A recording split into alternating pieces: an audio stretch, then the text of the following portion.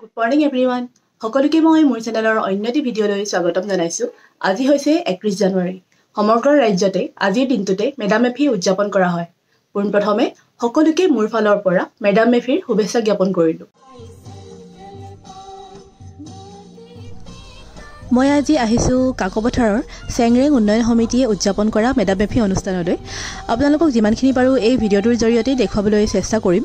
বলকচোন ভিডিঅ'টো আৰম্ভ কৰো।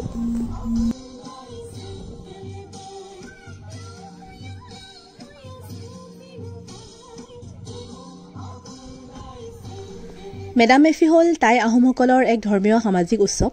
টাই আহোম জনগোষ্ঠীৰ লোকসকলে উপৰিপুৰুষ আৰু দেৱতাসকলক তৰ্পণ দি নিজৰ লগতে দেশ আৰু জাতিৰ মংগলাৰ্থে প্ৰাৰ্থনা জনায়।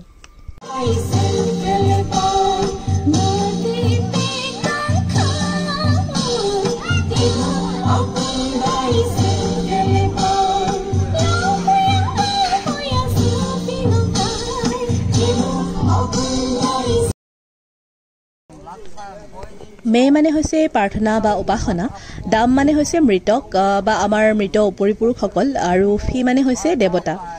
আহোম জনগোষ্ঠীৰ লোকসকলে বিশ্বাস কৰে যে তেওঁলোকৰ উপৰিপুৰুষসকল দেৱতাৰ শাৰীলৈ উন্নীত হয় আৰু স্বৰ্গৰ পৰা তেওঁলোকৰ নাতিপুতিসকলক আশীৰ্বাদ কৰে আৰু ৰক্ষণাবেক্ষণ দিয়ে।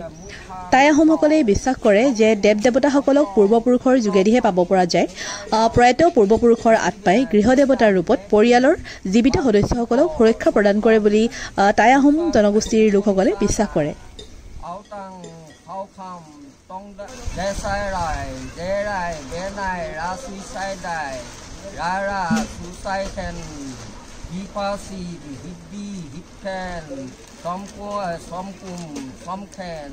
Bôi môi một xa câu, bôi môi một xa câu, bôi môi một xa câu. Sáu ra long xia đi môi bôi xa câu.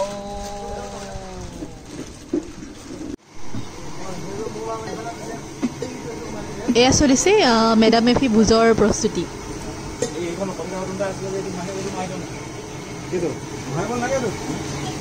ভালো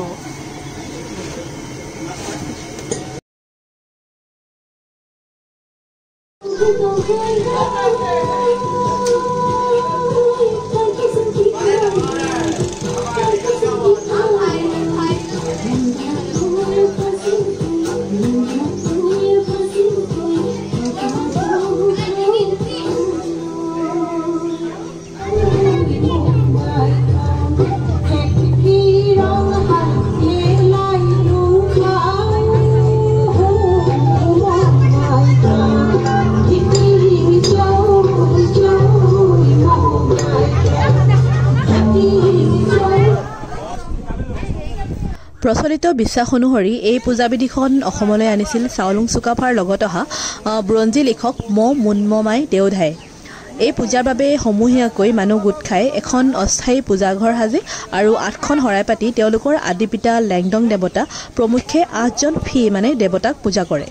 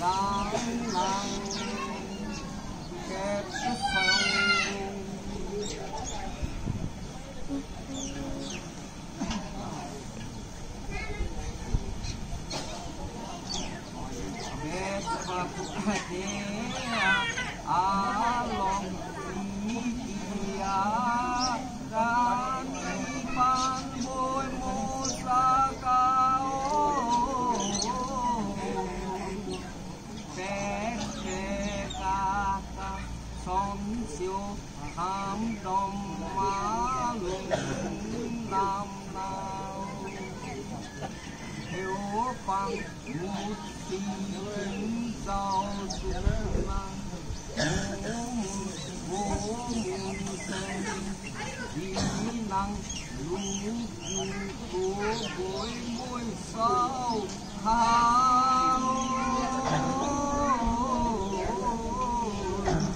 烧烤，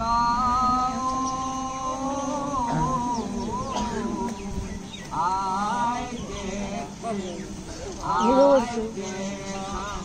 爱上心路，我心旁老一不在的那心花，小康帮助吗？我若星光不忙所白光光不忙我上在我光光不忙不带老父母教高。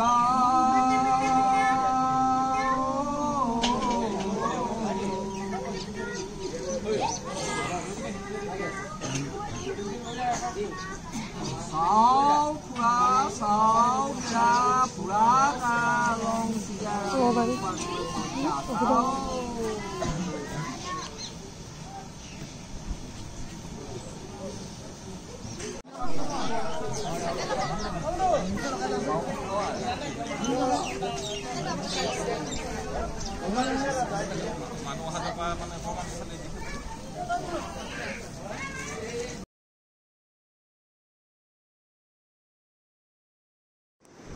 ，পূজাৰ শেষত আমি সকলোৱে চাকি আৰু ধূপ ধূনা জ্বলালোঁ আৰু আমাৰ ঘৰখনৰ মংগলৰ কাৰণে প্ৰাৰ্থনা কৰিলোঁ।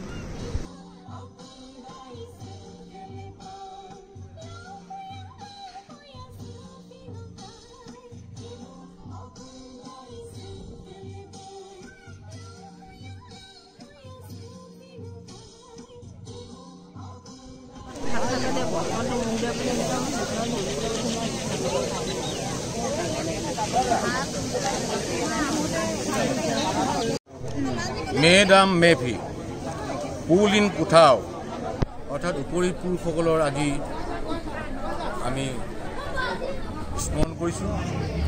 তেখেতসকলে আমাৰ কৰ্মৰাজিত আশীৰ্বাদ দিব, যুগ যুগ জীয়াই থাকিবৰ কাৰণে আমাক সাহস দিব। সেই উদ্দেশ্যে কাকপথাৰ চেংৰেন উন্নয়ন সমিতিৰ কাৰ্যালয়ৰ প্ৰাংগণত আমি কাকপথাৰ বাসীয়ে আজি মেডাম মেফি উদযাপন কৰিছোঁ। গুণোৎসৱ চলি আছে, কিবা চলি তাৰ মাজতেই যি পদ্ধতি কৰিছোঁ। আশা কৰোঁ অসমবাসীয়ে মেডাম মেফি সুন্দৰৰূপে আজি পালন কৰিছে। সকলোকে মেডাম মেফি শুভেচ্ছা জনালোঁ। ৰং বয় বয়।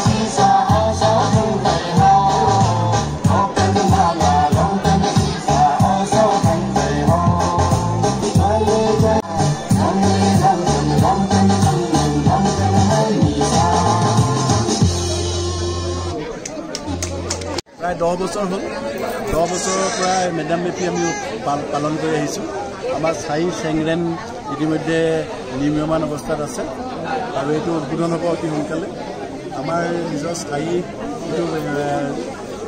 যিটুকুৰা ঠাই এইটুকুৰাও আমি আৰু অকণমান বহলাবলগীয়া হৈ আছে ৱাল মাৰিব লাগে আজি আমাৰ অস্থায়ীভাৱে ইয়াতে পূজা ভাগ আৰম্ভ হ'ল পূজা হোৱাৰ পিছতেই আমাৰ মুলুঙে নীতি নিয়মখিনি গোটেইখিনি কৰাৰ পিছত এতিয়া আমি অলপ পিছতে সমূহীয়া ভোজন কৰিম উপৰি পুৰুষৰ বাবে আমি সেৱা ল'লোঁ আৰু উপৰি পুৰুষৰ বাবে যি পূজা ভাগি আৰম্ভ হ'ল মেডাম মেফি তাক আমি সকলোৱে সমবেত হৈ আমি জ্ঞাতিবৰ্গই আমি আজি ইয়াত মেডাম মেফিত উপস্থিত হৈ অতি আনন্দ উপভোগ কৰিছোঁ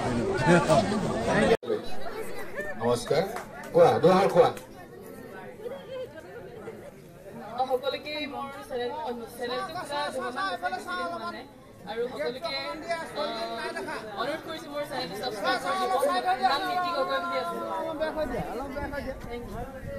নীতি গগৈ নামটো ক'লেই আমি ইউটিউবত চাবলৈ পাম আৰু মোবাইল চাৰ্চ কৰিলেই পাম নীতি গগৈ কাকপথাৰ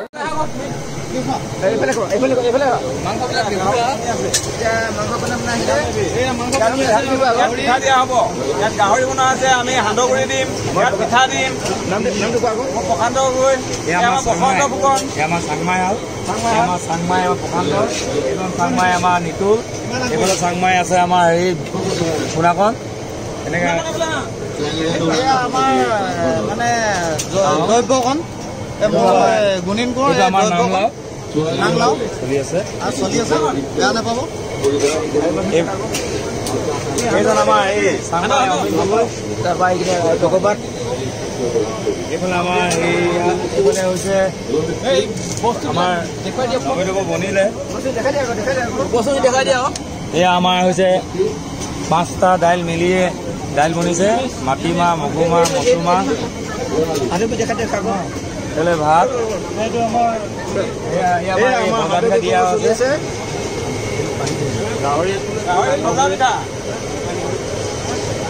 নৃত্য পালোঁ অতি সুখী হৈছোঁ কিন্তু আমি আজি সকলো ৰাইজক মোৰ ফালৰ পৰা এটা বিনম্ৰ অনুৰোধ জনাইছোঁ যে এই যিটো টাই নৃত্য এতিয়া ছোৱালীসকলে পৰিদৰ্শন কৰিলে কাকপথাৰত যদি কিবা অনুষ্ঠান হয় এনি কাইণ্ড অফ সাংস্কৃতিক অনুষ্ঠান এইটো নৃত্যক আমাৰ এটা বিশেষ দিব লাগে মান দিব লাগে সকলোৱে আপোনালোকে আজি হেৰি লওক যে এনেকুৱা এটা ভদ্ৰ নৃত্য এনেকুৱা এটা ষ্টেডি নৃত্য এনেকুৱা এটা মানে ফাণ্টাষ্টিক নৃত্য আপোনাৰ যাতে কাকপথাৰত যিকোনো সাংস্কৃতিক হেৰি হ'লে ডাঙৰ অনুষ্ঠান হ'লে সাংস্কৃতিক অনুষ্ঠান হয় তেতিয়া যাতে এনেকুৱা এটা অনুষ্ঠানক আমাৰ এটা সাংস্কৃতিক দি তেওঁলোকক অন্তত স্থায়ী কৰিব লাগে ধন্যবাদ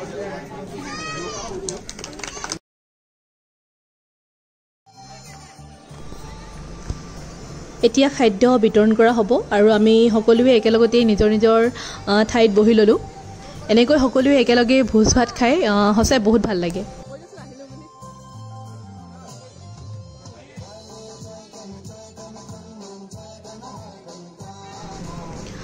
খাই বৈ সকলোৰে প্ৰায় শেষেই হ'ল আজি এই মেডাম মেফি অনুষ্ঠানত উপস্থিত থাকি মোৰো বহুত ভাল লাগিলে ময়ো বহুত নজনা কথা দেখিবলৈ পালোঁ আৰু শিকিবলৈ পালোঁ